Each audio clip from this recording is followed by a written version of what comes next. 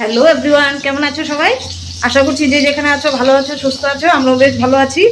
দেখো, আমার ব্লগটা আমি এখন এখান থেকে স্টার্ট করছি। তো প্রথমেই রান্নার থেকে চলে আসলাম। এই যে দেখো, আমি রান্না বসিয়েছি।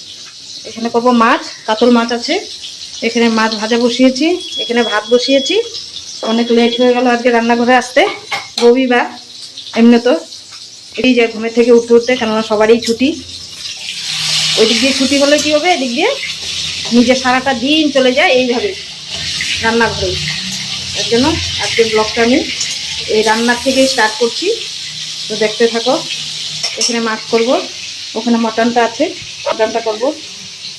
মেয়ে সব ধুয়ে ঠুয়ে রেখে গেছে, দিয়ে গেছে। এখন আমি ধীরে সুস্থে করে নিব। তো সঙ্গে থাকো, দেখতে থাকো কি কি করছি। এখানে মাছের ঝোলটা বসালাম। এখানে আমি মাছ ও পেঁয়াজ রসুনটা ভেজে নিচ্ছি। মশলা দিই নেই, শুধু পেঁয়াজ রসুন আছে। এখানটা করে নেব।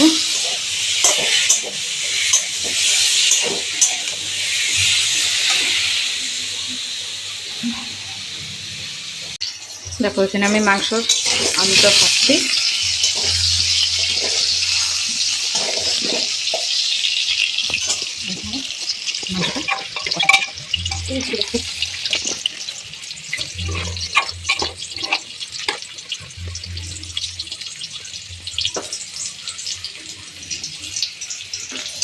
কালারটা দেখো কি সুন্দর এসছে। মাছটা ভেজে আমি ওটাতে দিয়ে বা কুকারে এক সিটি দিয়ে দেবো, প্রেসার কুকারে। আমার রান্না কমপ্লিট।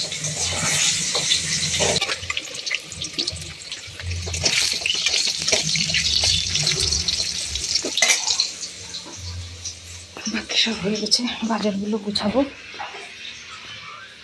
জায়গা ছিল ও। বাকি কাজগুলো ধীরে ধীরে করি, মাংসটা হতে থাক, ততক্ষণে আমার বাকি কাজগুলো হয়ে যাবে। বড়াগুলো, একটা হলো কালকের ওই পাতাটার বড়া, ওরা তো খায়নি, ওদের জন্য একটু করে দিই। একটু পাতা ছিল।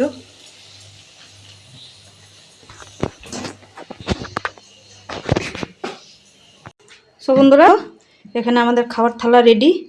এখানে বড়া, এখানে মাছের ঝোল, আর এখানে মাংসের লাল ঝোল, মটনের। তো এই হলো আজকের মেনু। তখন খেয়ে নিই, তারপরে দেখা হচ্ছে।